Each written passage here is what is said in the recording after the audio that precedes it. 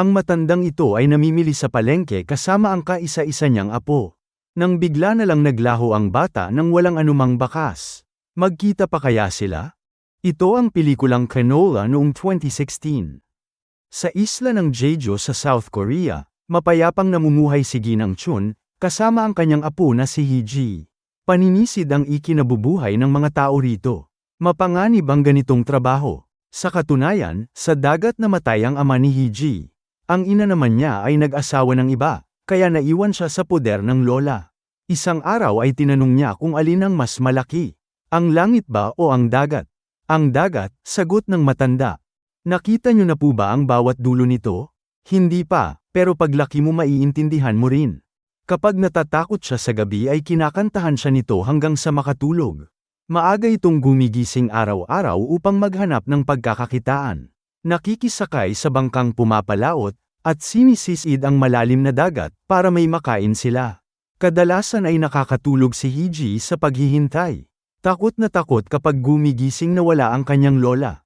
Isang araw habang pauwi, ay tumakbo siya papasok sa tindahan. At kumuha ng isang set ng Crayola. Kahit sinabi ng matanda na wala silang pambayad, ay hindi niya ito binitiwan. Isang igat lang ang meron sila, kaya yun na ang ipinambayad ng matanda. Mula noon ay naging libangan na ni Hee-ji ang pagguhit. Ang buong bahay ay napuno ng mga drawing niya. Tuwang-tuwa naman si Ginang Chun nang iguhit niya ang kanilang pamilya. Kasama ang alaga nilang baboy na si Toya. Sumunod na araw ay dinalaw nila ang puntod ng kanyang ama. Nag-alay siya ng bulaklak, at nagkwento tungkol sa mga nangyayari sa kanila. Kinagabihan ay iginuhit niya naman ang kanyang lola. Pero hindi pa niya tapos kulayan ang buhok, ay pinatulog na siya nito.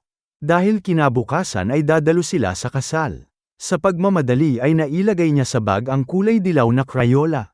Kinabukasan bago pumunta sa kasalan, ay dumaan muna sila sa palengke para mamili. Dahil sa dami ng bitbit, hindi na malaya ni Ginang Chun na wala na sa likod niya si Hee-ji. Nagtanong siya sa mga tao pero walang nakapansin sa bata. Kung saan-saan siya naghanap, pero hindi na niya ito nakita. 12 taon ang lumipas. Si Hee-ji ay teenager na ngayon. Kasama niya ang kaibigang si Min-hee, na mahilig sa pampaganda. Pasimple itong nagnanakaw sa tindahan, at inilalagay sa bulsa. Pagkatapos ay niyaya niya si Hee-ji palabas. Ganito tumatakbo ang buhay nila, dahil pareho silang wala nang nag-aalaga. Magkasama silang nakatira sa isang maliit na silid. Walang pambayad sa kuryente kaya putol ang kanilang ilaw. Habang si Min-hee ay nahuhumaling sa pampaganda, si Hee-ji naman ay pagpipinta ang hilig. Dumating ang dalawang binatilyo na si Chul-han at Chang-hee, at nagyaya na kumain. Dahil nagugutom ay sumama sila. Kaya pala sila isinama dahil may kalokohan na binabalak ang dalawa. Pinagpapanggap nila si Min-hee na bayaran para sila ay magkapera. Tumanggi ito kaya tinangka nilang saktan. Sa nakita ay nagbuluntaryo si Hee-ji na siya na ang magpapanggap. Pero ang usapan ay wala siyang kailangang gawin. Pumunta siya sa isang hotel, at nakipagtagpo sa isang lalaki. Pagkatapos nitong mag-shower, biglang pumasok sa silid si Chul-han at Chang-hee. Kinuhanan nila ito ng video, at pinagbantaan na isusumbong sa asawa kung hindi magbibigay ng pera. Pinagtulungan nilang bugbugin. Hanggang sa aksidenteng mauntog ang ulo sa lamesa, at mawala ng malay. Sa dugong nakita ay inakala nila na patay na ang lalaki. Nagmamadali silang umuwi para magligpit ng gamit. Sa kanilisan ng naturang lugar. Ngayon ay sa lansangan na lang sila natutulog. Dumating si Min-hee na may dalang pagkain. Sa inumin ay may nakadikit na litrato ng batang nawawala. Larawan ni Hee-ji noong bata pa siya. Hindi siya makapaniwala na hanggang ngayon, ay hinahanap pa rin siya ng kanyang lola. Sa kabilang dako sa isla ng Jeju, patuloy na namumuhay sa kalungkutan si Ginang Chun. Hindi siya tumigil sa paghahanap sa kanyang apo. Ilang beses na siyang pinupuntahan ng real estate broker, at pinipilit na ibenta ang kanyang bahay. Ngunit palagi siyang tumatanggi. Naniniwala kasi siya na balang araw ay babalik doon si Hee-ji. Dumating ang kapitbahay niyang si Sukho, para isama siya sa dagat. Dahil hanggang ngayon ay patuloy pa rin siya sa pagsisid. Ito ang kanyang paraan para makalimot. Malumanay na iminungkahi ni Sukho, na baka panahon na para ibenta ang kanyang bahay. Para makapamuhay naman siya ng masagana sa nalalabi niyang araw. Ngunit mariin niyang sinabi na hindi siya aalis doon, hanggat hindi bumabalik si Hee-ji. Mabuti na lang may mabait siyang kapitbahay na hindi siya pinababayaan. Habang nag-uusap sila ay nakatanggap si Sukho ng tawag mula sa pulis. Nagsasabi na nahanap na si Hee-ji. Hindi makapaniwala ang matanda sa natanggap na balita. Kasama ang asawa ni Sukho na si Mung-ok, ay kaagad silang pumunta sa pulisya. Napag-alaman nila na ang mismong ina ni Hee-ji ang dumukot sa kanya. Agad na pinalitan ng kanyang pangalan kaya hindi siya mahanap. Di naglaon ay namatay sa car accident ang kanyang ina. At siya ay iniwan ng kanyang amain sa orphanage. Pinasagutan kay Ginang Chun ang ilang form, at kinuha na ng DNA sample. Ilang sandali pa ay lumabas si Hee-ji. Sa wakas matapos ang 12 taon, nagkaharap muli ang maglola. Itinanong niya kung bakit ngayon lang ito nagpakita. Sinabi daw kasi ng nanay nito na patay na siya, kaya hindi na ito bumalik. Matapos ang lahat ng kailangan nilang gawin, ay kinuhanan sila ng litrato. Masaya silang umuwi ng bahay, at naghanda ng piging para sa kanyang pagbabalik. Sa mukha ng matanda ay makikita muli ang matamis na ngiti. Hindi nila pinayagan si Hee-ji na tumulong, kaya pumasok na lang ito sa silid. Sa dingding ay makikitang nakasabit pa rin ang mga dating drawing. Kinuha niya ang box ng lumang Crayola, at ibinalik ang kulay dilaw na nadala niya dati. Kinagabihan ay masaya nilang ipinagdiwang ang kanyang pagbabalik. Naalala pa niya si Toya, ang alaga nilang baboy. Sumunod na araw ay isinama siya ni Ginang Chun sa bayan, para ibili ng damit at personal niyang gamit. Pinatahian din siya ng uniforme sa school. Sa gilid ng daan ay may nakita siyang telepono. Naisip niyang tawagan si Min-hee. Nalaman niya na hindi namatay ang lalaki sa hotel. Kaya lang nang hihingi ng malaking halaga ang may-ari nito. Kung hindi sila magbibigay ay magsusumbong ito sa pulis. Pauwi ay nakilala niya ang binatilyong si Han-yi. Kilala siya nito dahil bukang bibig siya ng lahat ng tao sa nayon. Naging magkaibigan kaagad ang dalawa. Kinabukasan ay unang araw niya sa school. Magkaklase sila ni Han. Nakipagpalit ito ng upuan para tumabi sa kanya. Sa art class ay pinag-drawing sila ni Mr. Soap ng kahit anong bagay na kanilang maisip. Napansin nito na wala siyang ginagawa. Wala kasi siyang maisip iguhit. Hanggang sa tapos na ang lahat, at siya na lang ang naiwan. Dahil hapon na ay pinauwi na lang din siya ng guro. Pagtayo ay nahulog ang kanyang lipstick. Binali niya ito at nagsimula siyang gumuhit. Gabi na nang mapansin ni Mr. Soap na naroon pa rin siya. Nang makita ang kanyang gawa ay lubos itong namangha. Hinintay naman siya ni Han at sabay silang umuwi. Ang kanyang lola ay sobrang nag-aalala na sa kanya. Pero nang makita siya ay masaya itong sumalubong. Hinandaan siya ng pagkain at pinaghimay ng isda. Saka sinubuan na parang bata. Mula noon ay naging masayahin ng muli si Ginang Chun. Sumasali na siya sa mga aktibidad sa nayon. Natutuwa siya na makitang nagpupursige sa pag-aaral ang kanyang apo. Naisip niya na kailangan nito ng mas komportableng tirahan. Kaya nagpasya siyang ibenta na ang kanilang bahay, at balak niyang bumili ng mas modernong tirahan. Sa school ay sinisikap ng guro na mahasa ang talento ni Hee-ji. Pinayuhan siya na mag-focus sa liwanag at hindi lang sa anino. Sa ganitong paraan magiging magaling siyang artist. Pauwi ay hinintay na naman siya ni Han. Pero isinama muna siya nito sa isang tambayan. Dito ay nanghiram siya ng telepono. At tinawagan uli si Min-hee.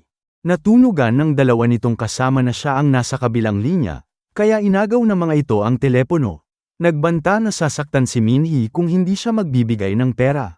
Ngayon ay hindi niya na alam ang gagawin.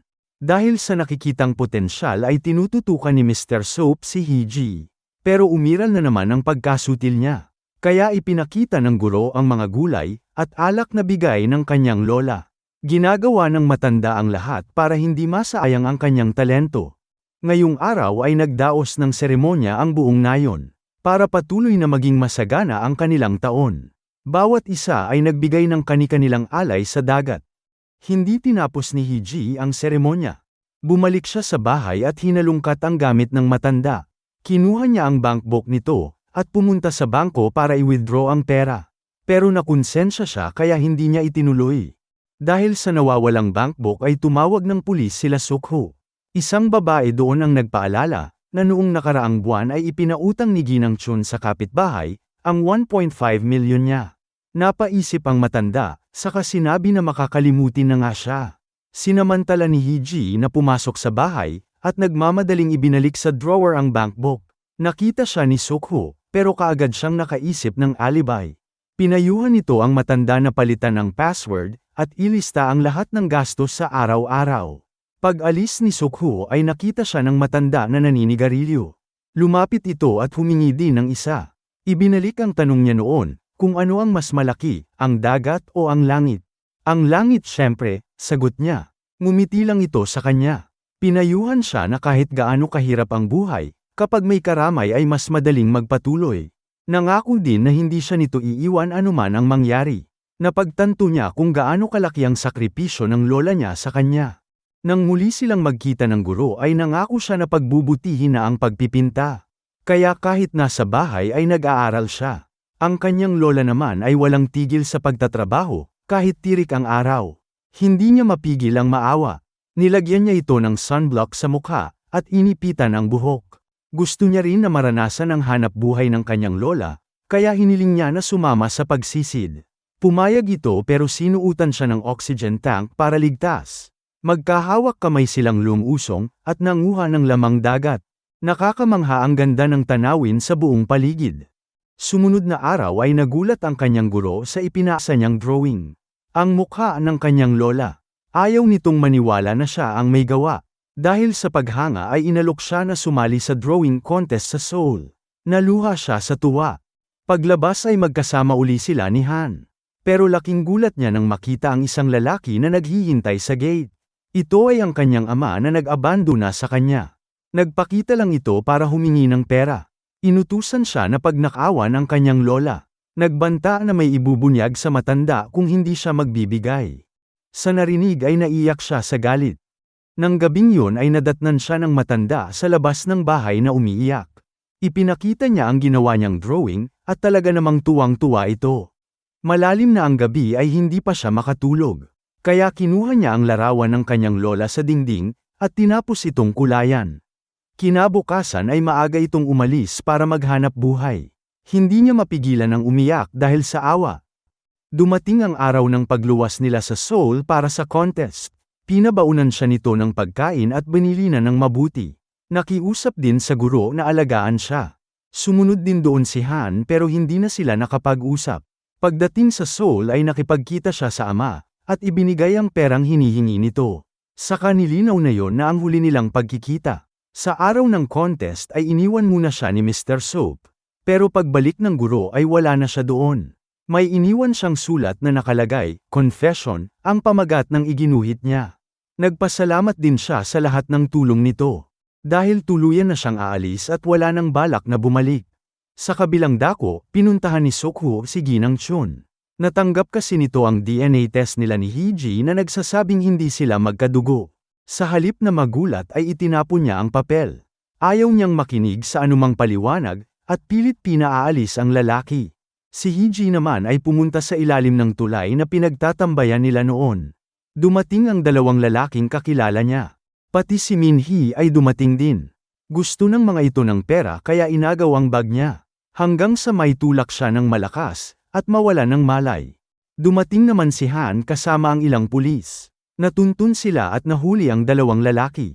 Dinala silang lahat sa presinto. Maya-maya ay dumating si Ginang Chun, na sobrang nag-aalala sa kanya. Tinanong kung totoo ba na hindi siya ang tunay na Hee-ji. Humingi lang siya ng tawad, at hindi tumingin. Sa narinig ay nakumbinsi ang matanda na hindi siya ang tunay nitong apo. Ipinagtapat niya na ang tunay na Hee-ji ay patay na. Noong kinuha si Hee-ji ng kanyang ina ay nagmakaawa siya na makauwi. Ayaw din ng stepfather niya sa kanya, dahil may isa pa silang anak na kailangang buhayin, si Yoonju. Isang araw habang nasa biyahe ay walang tigil sa pag-aaway ang mag-asawa. Dahilan para mabangga ang kanilang sasakyan. Si Hee-ji at ang kanyang ina ay nasawi.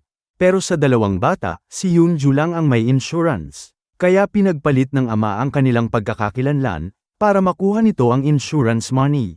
Mula noon, namuhay na si Yoonju bilang Hee-ji. Binisita ni Ginang Chun ang libingan ng totoong Hee-ji. Hindi niya nakinaya ang mga nangyayari, kaya bigla na lang siyang nabuwal. Si Yoonju naman ay kinasuhan sa ginawa nila sa hotel, at sa pagnanakaw sa pera ng matanda.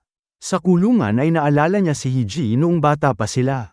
Ipinakilala nito sa kanya ang lahat ng nasa kanyang drawing. Pati si Toya, ang alaga nilang baboy. Ibinigay din sa kanya ang kulay dilaw na Crayola, at sinabing kailangan niyang kulayan ang buhok ng kanyang lola. Sa kabilang dako, mag-isang kumakain si Ginang Chun. Pero naglagay pa rin siya ng pagkain para kay Yunju. Nagkaroon siya ng imahinasyon na kasama niya doon ang batang si Hiji. Natauhan lang siya nang dumating ang art teacher. Dala nito ang painting na gawa ni Yunju sa contest sa Seoul. Pag-alis ng guro ay binuksan ito ng matanda. Hindi niya mapigil ang umiyak sa nakita. Silang tatlo magkahawak kamay na lumilipad. Mabilis na lumipas ang panahon. Nakalabas na si Yunju sa kulungan, at bumalik sa pag-aaral. Ni minsan ay hindi niya napinuntahan ang kanyang lola. Para mabuhay ay nagtatrabaho siya sa isang convenience store. Isang araw ay pinuntahan siya ni Sokhu. Nalaman niya dito na si Ginang Chun ay matagal nang nakatira sa nursing home. Kaya lang noong isang araw ay nakatakas ito, at hanggang ngayon ay hindi pa nakikita. Nanlumo at napaiyak siya sa mga narinig. Pumunta siya sa tinutuluyang silid ng kanyang lola. Makikita sa dingding ang mga drawing ni Hiji, at ang unang litrato nila. May nakita din siyang flyers noong hinahanap pa nito si Hiji. Dito ay nagkaroon siya ng ideya kung saan pwedeng mahanap ang matanda. Pinuntahan niya ang palengke kung saan nawala si Hiji noon. Pinagtanong sa mga tao kung may nakapansin sa matanda, pero wala man lang ni isa. Sa kabila ng init ay hindi siya tumigil sa paghahanap.